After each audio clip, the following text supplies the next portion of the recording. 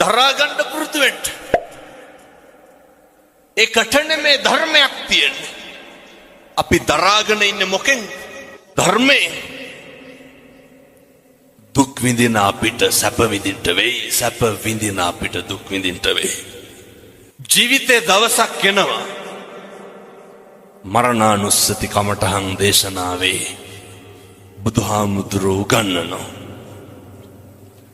ඔය මේ ඉඳගෙන ඉන්න විදිහට නෙමෙයි සමහර විට හෙට ඉන්න වෙන්නේ. ඒ හින්දා දරා ගන්න පුරුදු වෙන්න. අර මතකද දැන් අවුරුදු 2ක් විතර ඇති දක්ෂ ව්‍යාපාරිකයෙක් තාත්තා කෙනෙක් කෝටි ගාණක බිස්නස් එකකට එළියට බැස්සා. බහිනකොට ගෙදර හිටපු පොඩි එකා ගල් කැටයක් අරගෙන කාර් එකේ අතුල්ලනවා. තාත්තා ඩිකිය ඇරලා ඩිකියට දැම්මේ බ්‍රීෆ් කේස් එක. ඩිකිය තිබ්බා වීල් බ්‍රෂ් එක. පොඩි එකා ගල් කැටෙන් අතුල්ලනවා කාර් එක.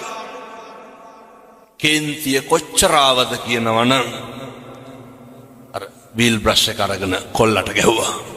දමලා ගැහුවා. පොඩි එකා කරන සමහරක් දේවල් දිහා බලලා සතුටු වෙලා නැද්ද තාත්තලා? එහෙමනේ. ප්‍රතිරූප ගොඩ නගන්න එපා. මේ වචනේ නම් කියන්න පුළුවන් පැය 4ක් විතර. මේවා හරි මධ්‍යස්ථ වෙන්න. දුකක් ඇති වෙනවා නම් පින්නතුනේ, ප්‍රශ්නයක් ඇති වෙනවා නම් මැදිහත් නොවීමේ නිසා නෙමෙයිද? අර පොඩි එකා මොකක්ද අර කාර් එකේ ඇඳලා තිබ්බේ? කොල්ල ගල් කැටයක් අරගෙන කාර් එකේ ලියලා තිබ්බා. මම මගේ තාත්තට ගොඩක් ආදරෙයි කියලා. පුරුදු වෙන්න ඉවසන්න. තප්පර 30ක් ඉවසලා බෙල්ල හරවලා බැලුවට නම් ගහයිද ගල් කැටේ වීල් බ්‍රෂ් එකේ? මම මගේ තාත්තට ආදරෙයි කියලා ලියලා තිබ්බේ. ජීවිතේ ඉවසලා බැරිම තැනක් එනවනේ. ඔතන දිවසන්ට මේක හෙට ඉඳන් ප්‍රගුණ කරන්න. මේවා ප්‍රගුණ කරන්න කල් දාන්න එපා. ගෙදර ඉන්නකොට ස්වාමියාට බණින්න කලින්, බිරිඳට බණින්න කලින්, දරුවන්ට බණින්න කලින් දෙපාරක් හිතන්න. මම පල්ලේ කැලේ බණකට වැඩියා බන්ධනාගාරේ. අවුරුදු 22ක විතර තරුණයෙක්. අඬලා වැඳලා කිව්වා, හාමුදුරුවනේ එළියට ගිහිල්ලා මේක කියන්නලු. කවදාවත් අනුන් හින්දා අපි කාට හරි ගැහුවොත් අනුන්ට ගහන්නේ නේ. විඳවන්නේ කවුද? අපි. පුරුදු වෙන්නලු එක විනාඩියක් ඉවසන්න. බන්ධනාගාර අධිකාරිවරයෙක් ලිපියක් ලියනවා. මරණ දඬුවමට උරුමකම් කියන හිරකාරයෝ 100ක් කරගෙන අහන්න හේතුව විදිහට මොකක්ද කියන්නේ? මහත්තයෝ එක විනාඩියක් ඉවසපු නැති එක. එක විනාඩියක් ඉවසුවා නම් මොකද වෙන්නේ? පිහියෙන් අනීද? වෙඩි තියයිද? බෙල්ල කපයිද? නැහැ. අම්මේ තාත්තේ පුරුදු වෙන්න. මේකක්වත් අපිට ඕන විදිහට වෙන්නේ නැහැ. බුදුරු කොහොමද පැහැදිලි කරේ? අචින්තිතම්පි භවති චින්තිතම්පි විනස්සති. මේ ලෝකේ කවදාවත් හිතන දේ වෙන්නේ නැහැ. වෙන දේ හිතා ගන්නත් බෑ. එහෙම නෙමෙයිද? ඕක අපි දන්නවනේ. මොකක්ද අපි කියලා මේ ලෝකෙ වෙන්නේ? මේක හැම එකක්ම වෙනස් වෙනවා. නැද්ද? මොකක්ද වෙනස් වෙන්නේ නැත්තේ? දරුවෝ වෙනස් වෙනවා. කියනවා නේද? බැඳ ගමන් පවුල් දෙදරනවා කියලා. එක මේකේ හැටි. මේ ලෝකේ හැම එකක්ම වෙනස් වෙනවා නම්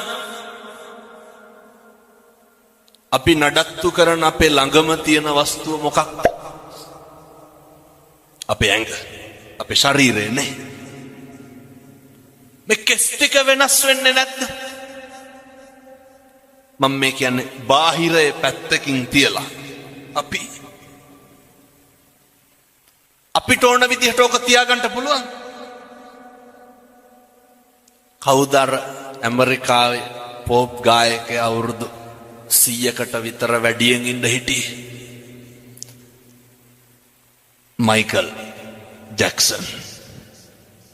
මොනවාද ජැක්සන්ට තිබ්බ අඩුපාඩු? අපිට දැන් මොකක් හරි වුණොත් හික් අඩුවටනේ උපරිම යන්න තියෙන්නේ. අය මොකද නව ලෝකෙට යන්නේ? ඔය තියෙන එක දාගෙන යනවා. මයිකල් ජැක්සන්ට මොනවාද නොතිබ්බේ? ඇඟේ හැම කොටසක්ම ගබඩා කරලා තිබ්බනේ. දක්ෂ පක්ෂකම් තියෙන වෛද්‍යවරු 24 පැය සූදානම්ෙන් හිටියා. මරුනේ නැත්. අපි ගැන කවර කතාවද?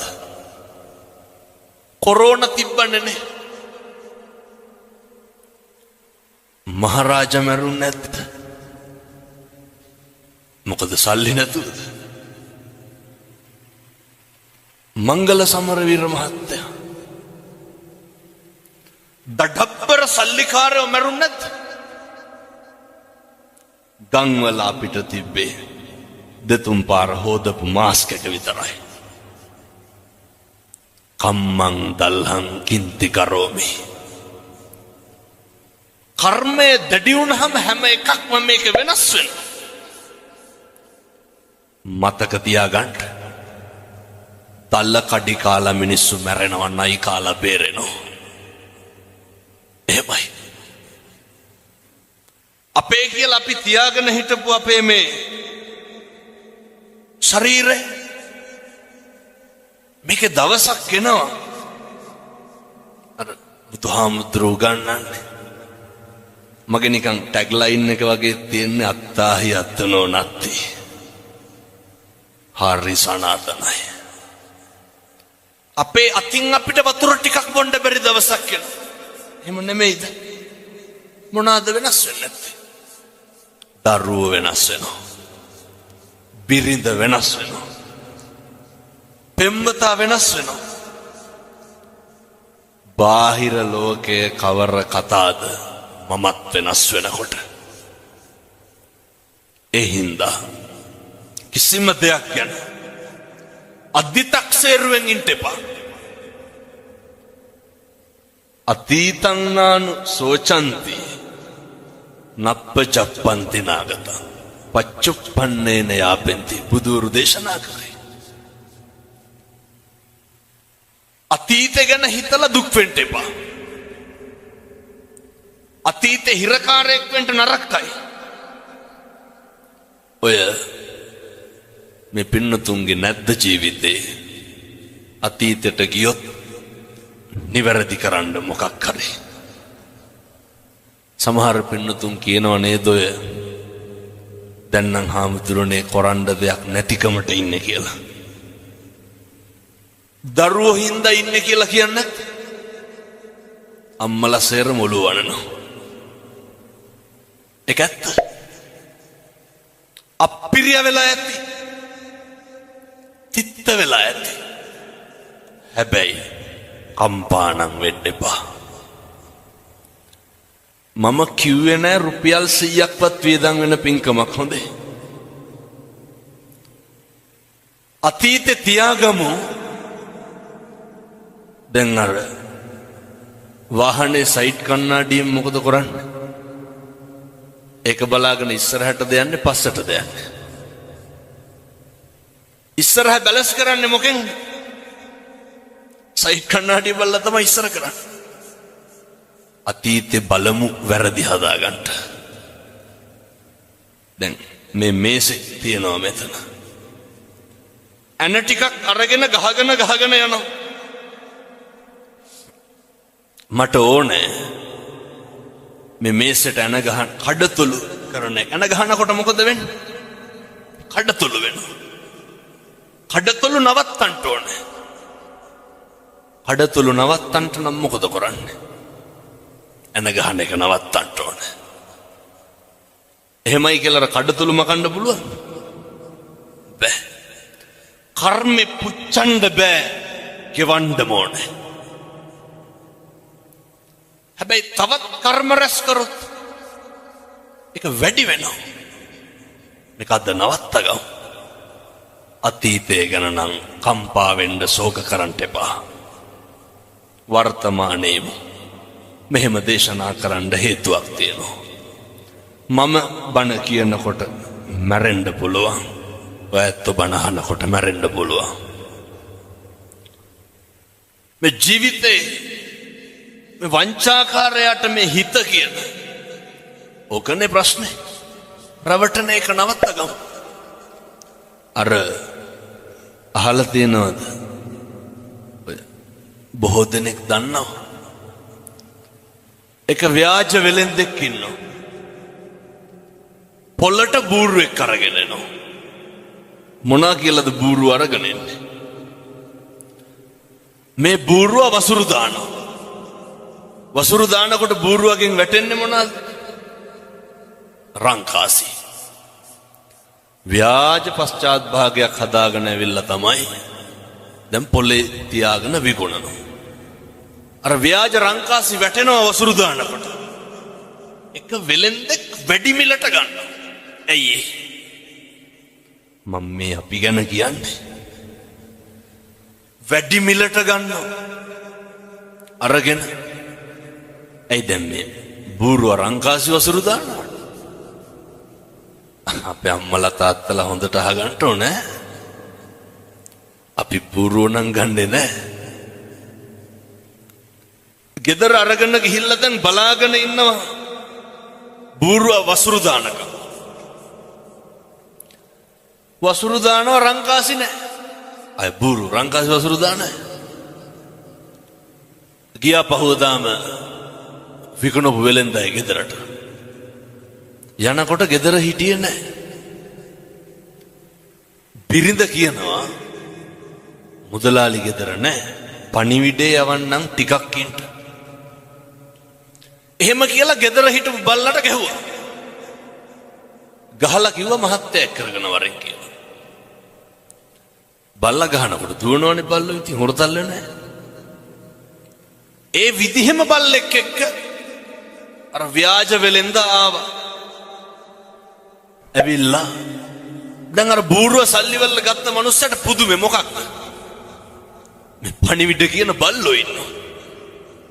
දැන් අර යකාට බූරුව අමතක වුණා. දැන් මොකේටද පුරකන්නේ? අපිමයි. දැන් පුරකනවා බල්ලා ගන්න. හැරිලා බැලුවොත් නරකද අතීතේ? එකපාරක් මදිද රැවටුණා. මේ හිත කියන වංචාකාරයා බල්ල සල්ලි වලට අරගෙන යනවා ගෙදර. ගිහින් දීලා බිරිඳට කියනවා මං ඒ කියන විදිහටම කියන්න. තමුසෙ එන්න ඕනේ මං හොයන්න. බල්ලට ගහලා පණිවිඩේ කියනවා. බිරිඳ පහුවදා මොකද කරේ? ඌමනාවකට බල්ලට ගහලා පණිවිඩ. බල්ලු පණිවිඩ කියනයි. බල්ල දිව්ව යන්න. දැන් පහදන්න බෑ. පහෝදා 25ක් 30ක් විතර ආවා. ගෙදර ගියා මුදලාලි. ඒත් අර ව්‍යාජ වෙලෙන්ද ගෙදර නැහැ. ඊට පස්සේ ටිකකින් ආවා. ආපු ගමන් ව්‍යාජ වෙලෙන්ද බිරිඳගෙන් අහනවා. ඇයි මේ මිනිස්සුන්ට සංග්‍රහ කරේ නැත්තේ? අර මිනිස්සු ආවේ දැන් වෙලෙන්ද උස්සගෙන යන මරන්න.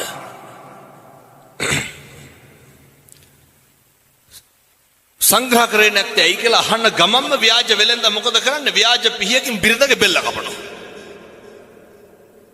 ව්‍යාජයි හොඳේ. අර ගෑනිත් වැටෙනවා. අර ආපු මිනිස්සු සේරම තක්කු මුක් වෙනවා. මොකේද? බෙල්ල කැපුවානේ. අහනවා ඇයි මැරුවේ? නෑ මට කේන්ති ගියා ඔය කට්ටියට සලකපු නැති හින්දා. දැන් මිනිස්සු අහන දැන් කොහොමද පණ ගන්න? ඒකට බය වෙන්න එපා. මං ගාව නලාවක් තියෙනවා. නලාව ගහපු ගමන් එනවා පණ එනවා. බොරුවටනේ වැටුනේ. දෙපාරයි නලාව පිම්බි අර ගෑනු කෙනා නැගිට්ටා. දැන් ආපු සේරම පොර කනවා මොකේද? නලාව සල්ලි වලට ගන්න. පොර කාලා අරගෙන ගියා. ඔය අපේ තාත්තලාටත් හිතිලා නැද්ද එහෙම? කොච්චර කියලාද මේ අම්මලාට තෝ මරනවා කියලා. මේ පැතිවල එහෙම කියන්නේ නැතුව ඇති. මං කියන්නේ අනිත් පැතිවල ටිකක් තඩි ඔට්ටු තට්ටු වෙනවා වැඩි ගෙවල් වල. තාත්තලා කොච්චර කුණු හරපෙන් බැලලා ඇද්දනේ. මං කියන්නේ එහෙමයි බොහෝ පිරිස්. මෙහෙම කියනකොට තාත්තලා හිතන නැති. ඕකේ අනිත් පැත්ත. කෙසේ හෝ වේවා නලාව අරගෙන ගෙදර ගියා. පැත්තකින් තියලා දැන් හැන්දෑවේ ගෙදර ඉන්නකොට ගෙදර දබර දෙන්නගේ. නලාවක් තියෙන එකේ බය වෙන්න දෙයක් නැහැනේ. ගහලා මැරුවා. ටිකක් ඉඳලම පිඹින්නම් කියලා හිතලා අරගෙන පිඹිනවා. පිඹට මල කඳන් වලට පණ එන්නේ. බූරුවට රැවටුණා, බල්ලට රැවටුණා, නලාවට රැවටුණා. මුළු ගමම ගියා ව්‍යාජ වෙලෙන්ද හොයාගෙන. අරගෙන ගිහිල්ලා ගෝණියකට දාලා කට බැන්දා. ගමම යනවා දැන් ගම් මුහුදට විසිකන්න. යනකොට මහන්සියටත් එක්ක මග තියලා පොඩ්ඩක් බුදිය ගත්තා. ගෝණිය හේතු කරලා හරක් 300ක් දක්කගෙන වෙලෙන්දෙක් යනවා. එඬේරෙක් යනවා. මේ ගෝපල්ලා බලනවා දැන් අර මිනිස්සු බුදු ගෝණියක් තියෙන. කටල හෙලා බැලුවා. ඇතුලේ කවුද හිටියේ? අර ව්‍යාජ වෙලෙන්ද. ගෝණිය ලැහෙනකොටම වෙලෙන්ද කියනවා ගෝපල්ලාට කෑ ගහන්න එපා. මේ මිනිස්සු එක්කහුව වෙලා මම මේ හොඳ තැනකට කසාද බන්දන්න අරගෙන යන්නේ මං කැමති නෑ. ගෝපල්ලා කල්පනා කරුවා මොකක්ද? හොඳ තැනකින් බැඳ ගන්න පුළුවන්. ඉවරයක් තියනවද මේ රැවටෙන එකේ? වහිනා වෙලා ඇහුවා වගේ නෙමෙයි හොඳේ හැදෙන්නත් ඕනේ. අපි හැදෙන්නේ නැහැ. අය මේ ජීවිතය යන පළවෙනි බණයි. කොච්චරවත් අහලා ඇති ඔයිට කලින්. ගෝපල්ලාට කියනවා තමුසේ කැමති නම් හොඳ තැනකින් බැඳ ගන්න පුළුවන් ගෝණියට බහැපන්. ගෝපල්ලත් ඒකමයි කාර්යය කියලා ගෝණියට බහිනවා. ව්‍යාජ වෙලෙන්ද කට බැඳලා හරක් ටිකක් තරම් ගෙදර යනවා. ගමේ මිනිස්සු මොකද කරන්නේ? ගෝණිය පිටින් අරගෙන ගිහිල්ලා මුහුදට විසිකනවා.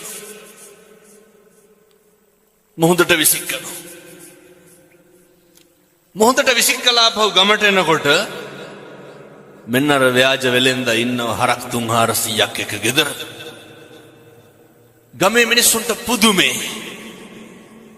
ගමේ මිනිස්සු අහනවා දැන් මුහුදට දාලා අපි කොහොමද දැන් මේ ගෙදර ඉන්නේ? ව්‍යාජ වෙලෙන්ද කට උල් කරලා කියනවා ඔයාලා මාව මුහුදට විසික්කා. මේ ශ්‍රියාකාන්තාව වැඩියා. මං වඩා ගත්තා.